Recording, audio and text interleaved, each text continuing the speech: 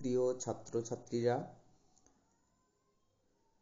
আজ আমরা আলোচনা করব DSE-1 এর ইউনিট 4 থেকে অন্নদামঙ্গল কাব্য প্রসঙ্গে। এই অন্নদামঙ্গল কাব্যটির লেখক কবি ভারতচন্দ্র রায়।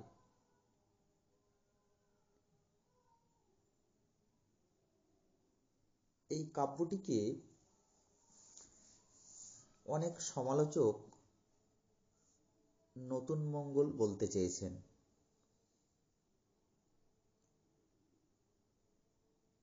আজকের আলোচনায় এই প্রথম পর্বে আমরা এই নতুন মঙ্গল বলার কারণগুলো বা যৌক্তিকতাগুলো একটু জানার চেষ্টা করব।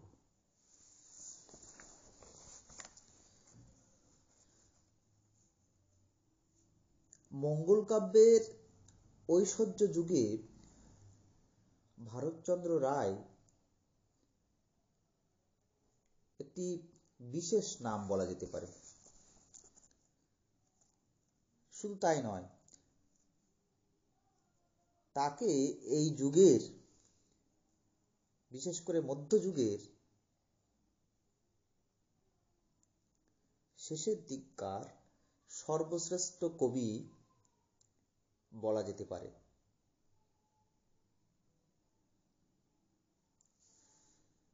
কবি ভারতচন্দ্র তার অসাধারণ কবিত্ব শক্তির দ্বারা মঙ্গল কাব্যের নানা বাধা নিষেধের মধ্যেও তার কাব্যের সর্বাঙ্গে এক অপূর্ব লাবণ্য সঞ্চার করতে সক্ষম হয়েছিলেন। প্রথাবদ্ধতার আবদ্ধ হতে, প্রথাবদ্ধতার ঘেরাটোপ থেকে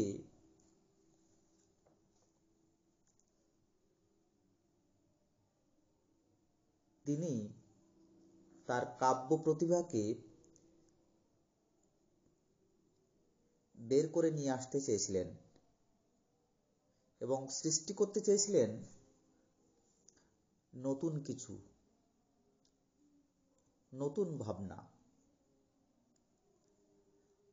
আর সেই প্রসঙ্গ ধরেই তার কাব্য মধ্যে সেই সুপ্ত আকাঙ্ক্ষার প্রতিফলন আমরা দেখতে পাই।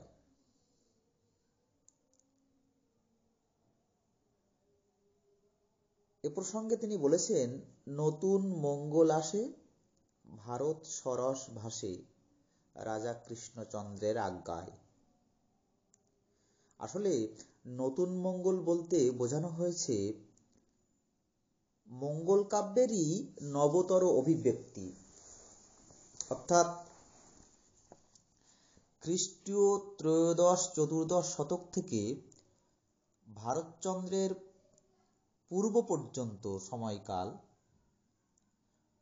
মঙ্গল কাব্যের কাহিনীর যে ধারাবাহিকতা প্রচলিত ছিল, সেই বাধা পথ পরিত্যাগ করে সরে এসে সে পথ থেকে তার কবিচিত্ত এখানে স্বকীয় মৌলিক ভাব প্রকাশে তন্ময় হয়ে উঠেছে।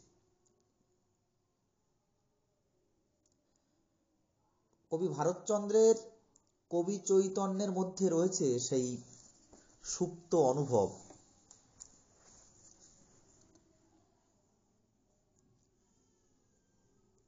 এজন্যই কবি তার অন্নদামঙ্গল কাব্যকে নতুন মঙ্গল অভিধায় ভূষিত করেছেন।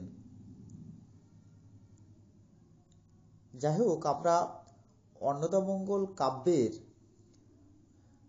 ভাবগত ও আঙ্গিকগত দিক বিচার করে দেখব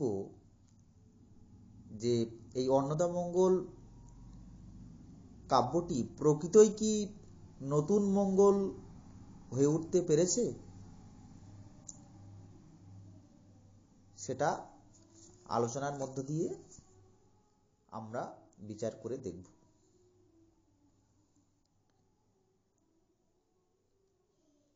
আমরা কাব্যের বিষয়গত দিক থেকে যদি একটু ভাবি, তাহলে দেখব যে এখানে কিছুটা নতুনত্ব এসেছে। সেটা অনেকটা এরকম, বাংলা সাহিত্যে ভারতচন্দ্রের আবির্ভাব রাজনীতিক, সামাজিক, আর্থিক সংকট লগ্নে। দেশীয় নৃপতিগণের অত্যাচারী শাসন ব্যবস্থা আর ইংরেজীয় নব্য সংস্কৃতির আকর্ষণে বিকর্ষণে দেশের সাধারণ মানুষ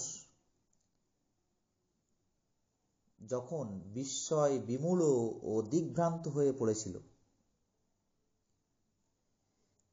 এতকালের ধর্মীয় বিশ্বাসের উপর তাই মানুষের মন সন্দেহে ধীরে ধীরে ঘনীভূত হচ্ছিল, জমা হচ্ছিল। ভারতচন্দ্র এই সামাজিক প্রেক্ষাপটে নিজের চোখে দেখেছেন, নিজের চোখে এইসব প্রেক্ষাপটকে উপলব্ধি করেছিলেন। তাই তিনি মঙ্গল কাব্যের গতানুগতিক অন্ধ অনুকরণের পথ ত্যাগ করে তার কাব্যে আমাদের নতুন বাণী শোনালেন, যেখানে দেবী মাহাত্ম্যের প্রচার নয়, মানুষের রীতি কথায় প্রাধান্য লাভ করেছে। আর তার দেবী অন্নদা বিশেষ কোন সম্প্রদায়ের দেবী নন, তিনি চিরকালের নিরন্ন মানুষের আরাধ্য দেবতা। তিনি শত্রু বিনাশিনী, সর্বভয় হারিণী নন, তিনি হয়ে উঠেছেন অন্নদাত্রী অন্নদা। তাই এদিক থেকে বলতে গেলে বলা যায় যে এই নতুন মঙ্গলের তকমা বেশ কিছুটা যুক্তিসঙ্গত।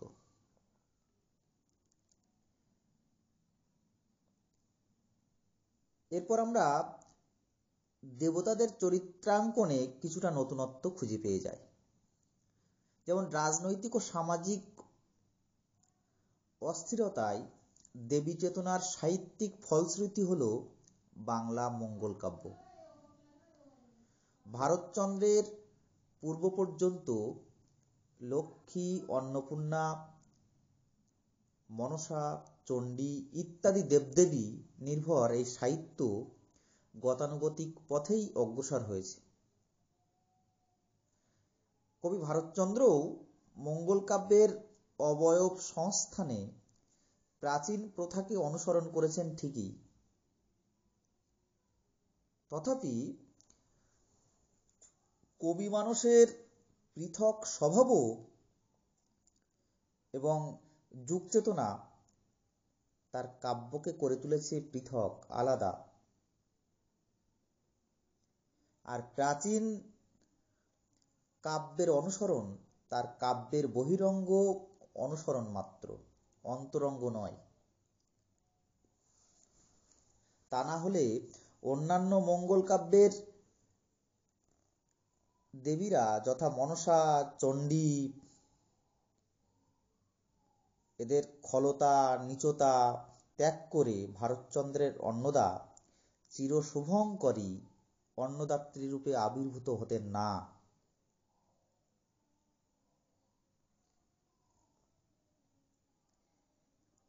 কবির স্বপ্নাদেশের মধ্যে এই কথাটাই প্রস্ফুটিত হয়ে উঠেছে।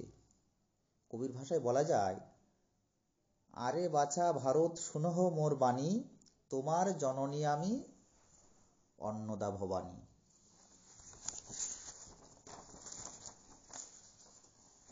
এর মধ্য দিয়ে জননীর স্নেহাতুর বৈশিষ্ট্যের পরিচয়ই ফুটে ওঠে। এখানে মঙ্গল কাব্যের ভীষণ ভয় মিশ্রিত ভক্তির লেশমাত্র এখানে নেই। আর এখানেই কবির অন্নদামঙ্গল হয়ে উঠেছে নতুন মঙ্গল। এরপরে আমরা আসব স্বপ্নাদেশগত দিক থেকে নতুনত্ব।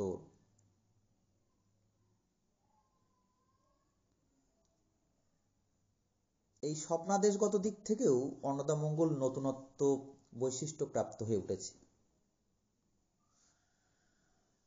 মঙ্গল কাব্যের প্রথা অনুযায়ী যে গঠন রীতি, সেই গঠন রীতিতে দেখা যায় প্রতিটি মঙ্গল কাব্যে দেবতার কাছে স্বপ্নাদেশ পেয়ে কবিরা তাদের কাব্য রচনা করেছেন।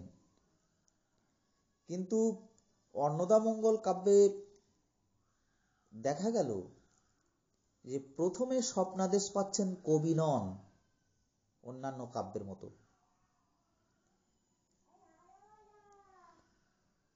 এখানে স্বপ্নাদেশ পাচ্ছেন কবির পৃষ্ঠপোষক ও আশ্রয়দাতা মহারাজা কৃষ্ণচন্দ্র রায়।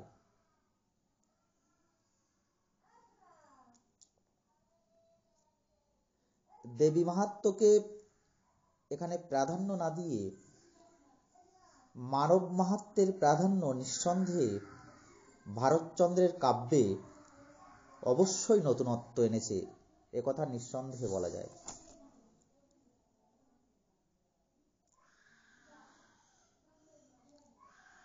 ভারতচন্দ্রের এই কাব্যে হাস্যরসগত দিক থেকেও নতুনত্ব এসেছে বলা যায়।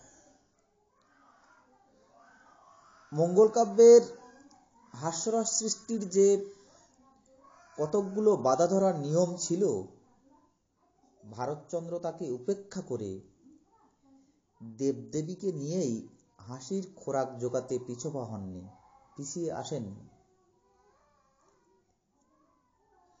হরপার্বতীর মানবিক গুণে সমৃদ্ধ হলেও তারা কবির রঙ্গব্যঙ্গের পাত্রপাত্রী হয়ে উঠেছেন।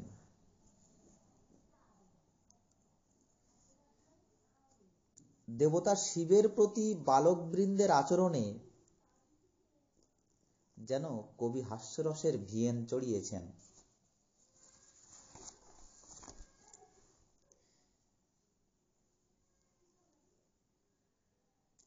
আবার ধ্যান ভঙ্গে মদনবাণে জর্জরিত, কামজ্বালায় অস্থির শিবের যে চিত্র কবি তুলে ধরেছেন,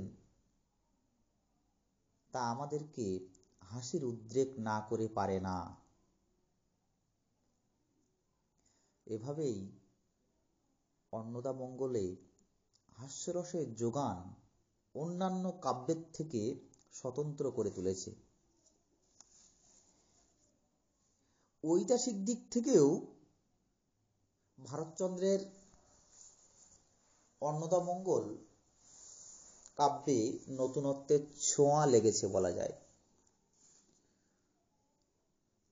অন্যান্য মঙ্গল কাব্যের কবিরা যেখানে বৈচিত্র্যহীন প্রাকৃত জীবনের হাসি, অশ্রু, বেদনা, বিবাদের ছবি এঁকেছেন, সেই গ্রাম্য পরিবেশ ও লৌকিক জীবনযাত্রা ভারতচন্দ্রের দৃষ্টি এড়িয়ে না গেলেও তিনি মূলত বর্ধমান ও নদিয়ার রাজা মানসিংহ ভবানন্দ, প্রতাপাদিত্য জাহাঙ্গীর প্রমুখ সম্রাট ও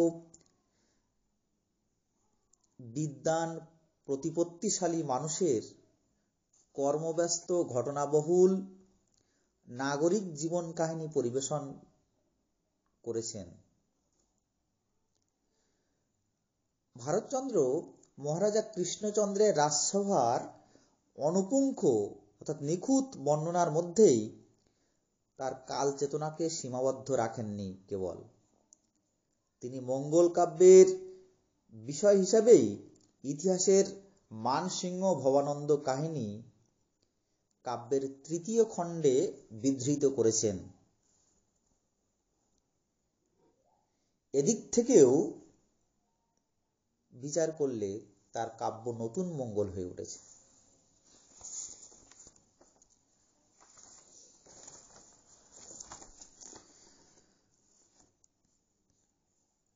ভাষা, ছন্দ, অলংকার, প্রবাদ প্রবচন এই বিষয়গুলোই প্রয়োগের দিক থেকেও ভারতচন্দ্রের কাব্য নতুন মঙ্গলের দাবি রাখে।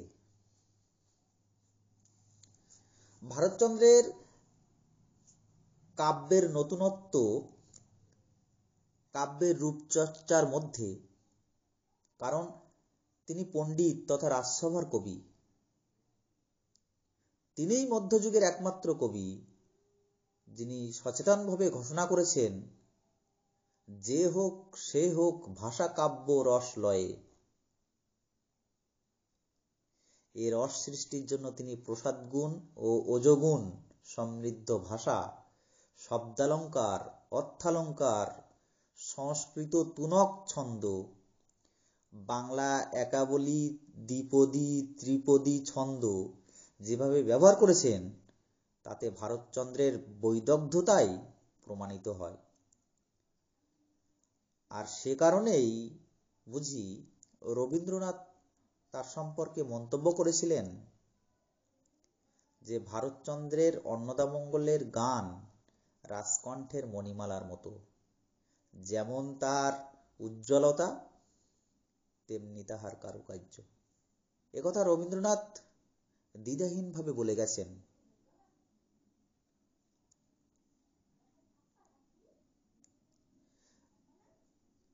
প্রচলিত মঙ্গল কাব্যের আটপৌড়ে জীবনের ভাষা, পয়ারের বৈচিত্র্যহীনতা, ত্রিপদীর পৌনঃপৌনিকতা প্রভৃতি দিক থেকে ভারতচন্দ্রের ভাষাশৈলী লক্ষ্য করার মতো।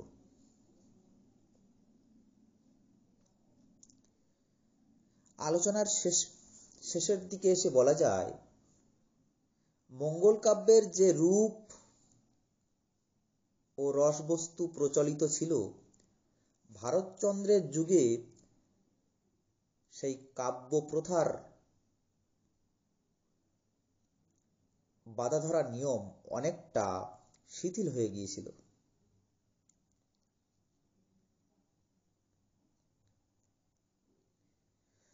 যদিও পুরানো প্রথাকে কবি অস্বীকার করেননি, তবুও